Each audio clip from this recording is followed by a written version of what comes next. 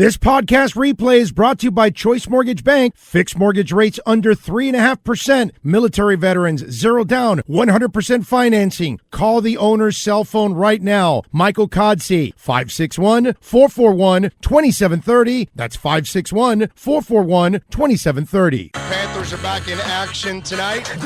They're looking to get wild against Minnesota. David Dwork, by the way, my boy, does an excellent job of covering the Panthers on a daily basis for WPLG Channel 10.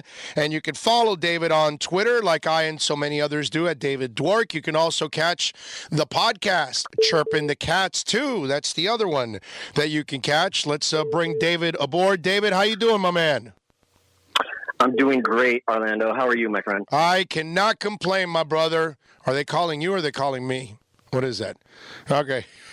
Anyway, so, all right, let's get into it. Tonight, they take on the Wild. First of all, let's go over Drieger the other night because the goalie that's been part of 700 AHL teams, and I think he was part of the IHL, the ECHL, I mean, every other hockey team and league that's ever existed in this country, I think Drieger's played for. But the 25-year-old had a really nice night the other night against the Predators with a 27 shutout performance. What about that, my man? Yeah, it was awesome to see. I mean, you know, you talk about the perseverance and what this kid's had to overcome just to get to this point. You got to feel for him, too, because he had like that little cup of coffee a few years ago with Ottawa where he got into 3 games and you're like, okay, maybe the NHL career is going to start now. And then he spends 3 years back in the minors. And at that point, you're getting in your mid-20s. You have to start thinking, like, am I ever going to get another chance?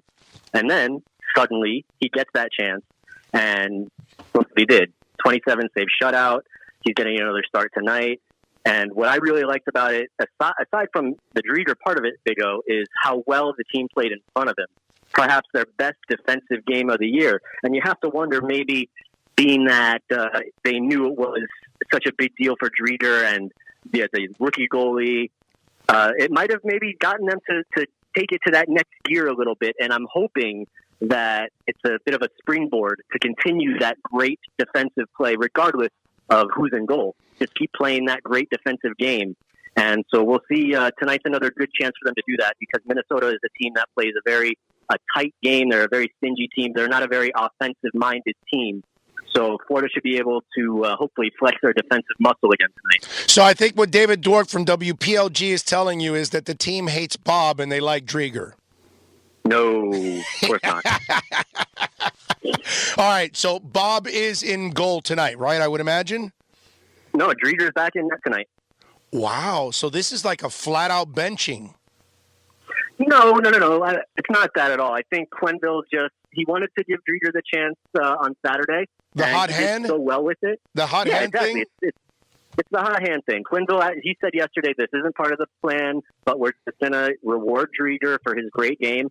And look, if he wins again tonight, start him again the next game. If he stays hot and the team keeps winning, that's fine, because you still have Bob. And Bob is your starting goalie. There's no arguing that. Nobody is going to make any mistakes. Bob is the starter. If he's chilling right now while Drieger has a hot streak, by all means, go on your hot streak, Drieger. At the end of the season, Big O, it's going to be Bob in net when the playoffs come.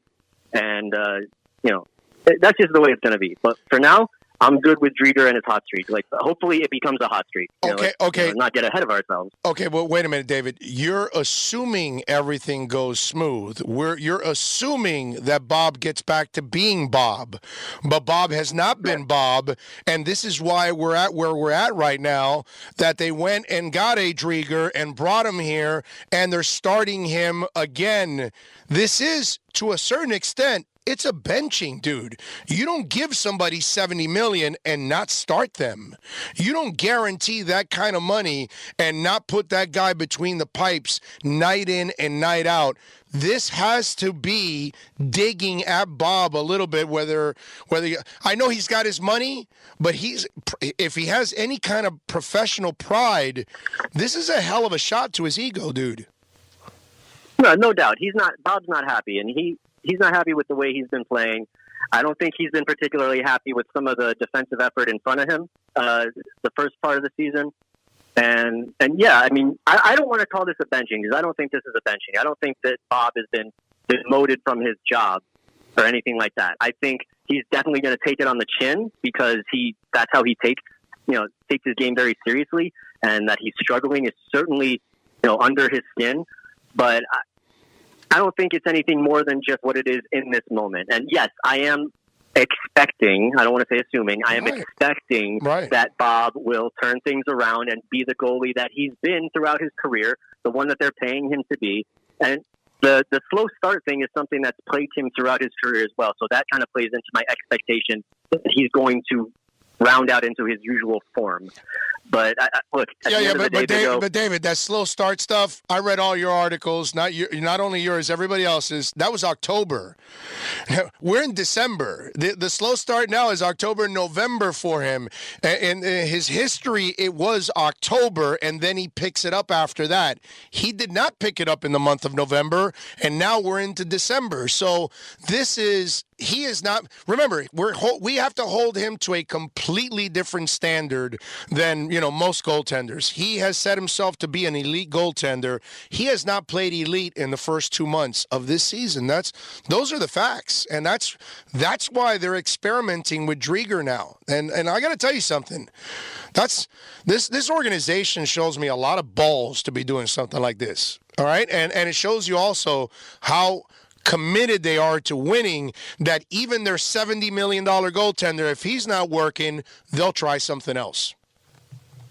Well, I think that just comes down to the organization putting their faith in Q, because ultimately he's the guy that's making the decision of who goes out and plays goal every game. But, I mean, you're right. The time has come for Bob to turn that corner, and hopefully this, again, this sitting down while Drieger steps in, hopefully that acts as the wake-up call. That combined with the team playing a bit better defense now, that's another issue that should certainly improve, and we've seen it get better as they get better in Quenneville's system. There's a lot of reasons to believe that things will round into form, but I agree that it's got to start with Bob. If he's going to be that guy that's going to fulfill his contract and basically play to the way that he's, like you said, you put himself into that position. You're an elite goalie. The expectations are going to be different. Yeah. And I'm very curious to see if when he gets back in there, and he certainly will. They're at home basically the entire month of December. If he can start looking like the goalie that he was at the end of last year. Is there any chance that this guy got a little complacent because he's got a lot of guaranteed money? I mean, I know everything that you guys have told me. This guy's wired amazingly. You're a goalie yourself. You marvel at his preparation and how much of a fanatic he is at preparing. That he's there, the first guy on the ice and all that good stuff. But it has not translated. So I just wonder if. Is there any part where he could have lost a little bit of an edge? Based on what I've seen, I just don't see how that could be just for the amount of work he puts in on and off the ice. But I will say this is the first year I've witnessed it firsthand. So if there's any chance that what I'm seeing is like a watered down version of what he usually does, then I would probably be in shock to see what he would be doing otherwise, because he puts in so much work just from what I've seen. So I don't think it's anything that where he got the contract and he got complacent. I don't get that vibe at all from him. I think it's been just a issue of not playing at the level that he's expected to play at. And I really don't think it goes much further than that. I think it's just a matter of he's got to get his stuff together on the ice. And we're talking with David Dwork, of course, from WPLG, Panthers writer. And David, one of the things that's the best, okay, and it doesn't even come close, hockey players are just the best human beings to cover day in and day out.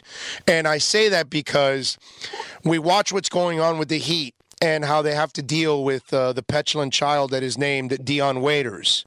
And Dion Waiters never in his life would walk onto the court after Tyler Heroes, put in 25 points or Kendrick Nunn and hug him and congratulate him. That's what happened the other night when Drieger won. Bob came over. He was one of the guys congratulating him. And hockey people are amazing because I remember when I covered the team, I could ask Beezer about a shutout and I could ask him about giving up 4 goals, and it was the same dude every single time. And I got to give Bob a lot of love. But that's kind of the MO of hockey players. But I got to give him a lot of love for handling all of this classy, not handling it in a Dion way. And on Saturday, when he went over to Drieger, or was it Saturday? Yeah, it was Saturday. Saturday. When he congratulated Drieger, I that took a lot of class and a lot of professionalism. Yeah, well, I mean, if we're talking about how Bob is this, crazy consummate professional, he works so hard on and off the ice. That's a big part of being a hockey player. Is what you're talking about right now. Is that human element? And I was just kind of like exploring that whole thing when I was writing about Drieger's shutout. It's just hockey players are cut from a different cloth, however you want to put it. No other athletes are going to get teeth knocked out of their head or get their face slashed open and get it stitched up and then go right back out 2 minutes later and finish the game. It's not happening anywhere else. And he's talking about Keith Yandel, folks. If you're not paying attention, he's talking about Keith Yandel, who lost about 9 chiclets and was out on the ice like 2 minutes later. I mean, that's just crazy, dude. Yeah, but even with Yandel doing it, it's almost expected. You see a guy get his face cut from a high stick and go off into the locker room. He will be back on the ice with however long it takes them to cut up and get him back out there. Like it's not even a question. Whereas like you watched the NFL game last night and you're sitting there staring at Dalvin Cook sitting on the bench, just chilling there, and yeah, he's got a shoulder problem, but you don't know. You just don't see that in hockey, and I think that's just part of what makes these guys so awesome and so endearing and just so down to earth. There's got to be a bigger explanation that maybe some psychology majors could help out with, but if for whatever reason you've covered every sport down here just like I have, Orlando, and you hit it right on the head that the hockey players are just different. Like you can talk to them about whatever the media people will let you talk to them about. They'll just sit there and chat with you about whatever. Right. No, they're the best, dude. It's not even close. It's just they are just amazing human beings to cover in moments of celebration and adversity is where you really get. And you know what I love about hockey people that you don't get from the other sports too? You could tell a coach, come on, coach, admit that was a bad call on third down. And, bro, they will be like so freaking hard-headed. A manager in baseball, a football coach, a basketball coach. No, you're wrong. Hockey people, dude, hockey people take criticism better than anybody because they were already criticizing themselves about the same thing you wrote about or talked about before you wrote about it or talked about it. Because as long as you're right, they're good with it, bro. They're fine. I mean, I would tell Doug Sifu over the last couple of years, I go, dude, you need a goaltender. Well, we like Luongo. Well, he's not good enough. I would tell the owner that, okay? And he was cool with it. He knew that deep down inside, I wasn't wrong. Then, Luongo's a phenomenal dude and all that stuff, but, just not good enough at this point anymore. And that's what I do love about hockey people, that as long as you're right, they're not going to call you out for it. No, I think it just kind of all goes back to just decent people from top to bottom, not just the players. Like the coaches can have the confidence that they can be honest and truthful and genuine and not have to worry about what's going to happen above them in the front office if they say the wrong thing, because everybody just knows it's a good, genuine sport. I'm having a hard time coming up with the right words because we keep going through it's basically the same thing, that it's just good people from top to bottom, and the players are awesome, the coaches are great, the front office. When you hear stories about, I don't know if you've seen what's been coming out lately about some of the coaches, what happened with Bill Peters and Mike Babcock getting fired, and it's just, you're starting to hear these little tricklings of these bad stories, these negative stories, and it's just interesting how it's going to happen anywhere, but it's taken until now for these, what you hope are, for the most part, isolated incidents to come to light, because there's so many just really good people just hanging out with the hockey guys, and they hear about stories like this, and it's just shocking for a coach to treat their player a certain way, and it's just grateful that we have a guy like Q down here where we're not going to have to worry about that. No doubt. David Dwork, of course, joining us from WPLG. David, how is the team handling this? I don't know. I guess controversy, or I know you don't want to call it a benching or whatever, but there's got to be some uneasiness right now that the $70 million guy is not sitting there between the pipes. I think you're a game or two away from that uneasiness that you're talking about. Right now, they're still kind of in the honeymoon phase of Drieder's first start, his shutout, his win, and it's just kind of cheery and happy and about that. But if this is, we're talking about the same thing in 5 to 7 days, that's where I think the feeling that you're describing will start, hearing its way around the locker room. And whether or not it becomes an issue, I couldn't tell you because we haven't had to ask the players about it. It hasn't been something that's come up yet, and I certainly don't want to assume what anybody's going to react. But it will be something that will have to be discussed if Drieder, if he gets another couple wins, then then you have a controversy simply because he's going to keep playing. How has Montebeau handled the demotion? From what I've seen, he's just kind of steadying along. I think he's played 2 games since he's gone down there. He gave up 3 goals both times, won 1, lost 1. But Montebeau, he was always like such a super positive and fun guy. Like I love chatting with him in the locker room. So I imagine that he's kind of taken it in stride just based on my interactions with him. He never really seemed like a goalie that would get down on himself for much. Even watching him play, like he's never slamming his stick on the ice or kind of giving dirty looks after giving up goals. So I imagine he's probably handling it well, and I would expect that he'd be up here again. He's a very good young goaltender. He's just got it's a tough thing when you go from playing 40, 50 games a year to suddenly playing once or twice a month. And some guys handle it differently. It doesn't say anything about his physical ability. I think it's more of just the mental thing. Was that what this is more about getting him more playing time so he's sharp? Is that what it is? Yeah, absolutely. That's what Quenville said, and that's basically, it just makes sense that that's what they would want it to be. But that was the concern with having Montebeau be the backup this year. Wasn't necessarily is he good enough to do it, is he going to handle that position? It's not easy being a backup goalie because, like I said, you're used to playing so much, and it's not just in the games either. Like in practice, they have certain drills where they'll cut the ice in half and there's only one goalie being used, and the other guys are kind of standing around because obviously the starter is going to get the better reps, just like you see in any other sport.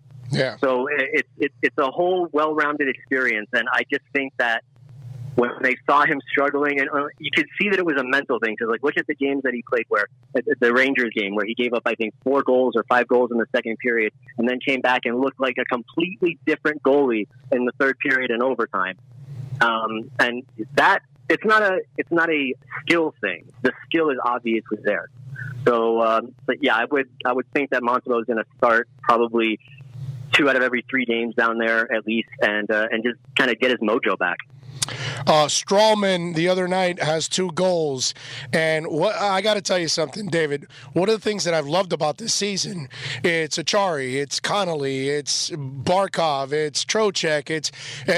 It's not 1 dude or 2 dudes or 3 dudes that you count on, and it's the entire lineup contributes in the scoring. It's been pretty impressive overall.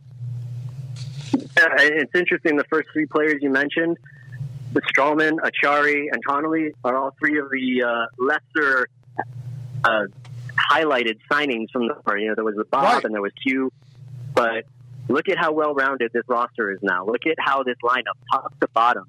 Quenville can just roll his lines out there.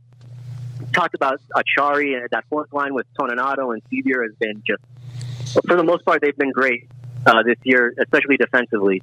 So it's nice that they've got that kind of depth, because obviously at the top, when you can score the way that they can score with Barkov and Huberdeau and Hoffman and all these guys that are just putting up crazy goals and scoring all these points now, you can really appreciate that they don't have to play those guys 25, 30 minutes, that they can just roll the lineup and keep everybody nice and fresh. Dude, the other night, Q is using the 4th line against their number 1 constantly.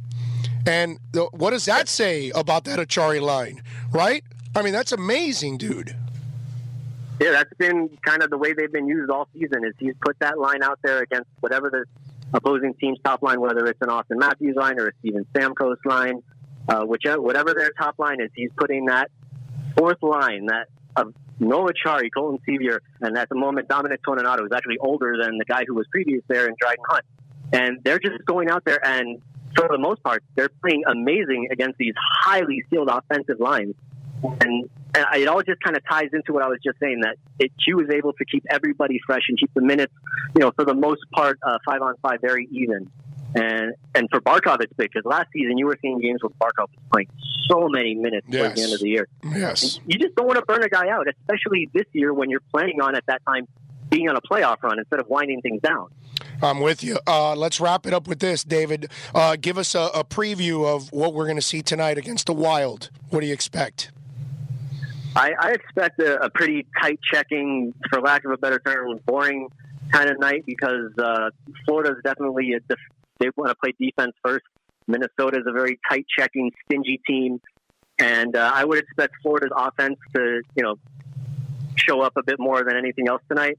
But coming off of the game they played against Nashville on Saturday, as well as they played defensively there, and then they have a couple of days off ahead of tonight's game, they should be good to go. And I would expect maybe, like a 3-1, 4-1, type of game, assuming all goes to plan. I hate to make predictions like that, but, I would expect a tighter Minnesota not to get much tonight on Drieger, and for Florida to be able to get their cookies.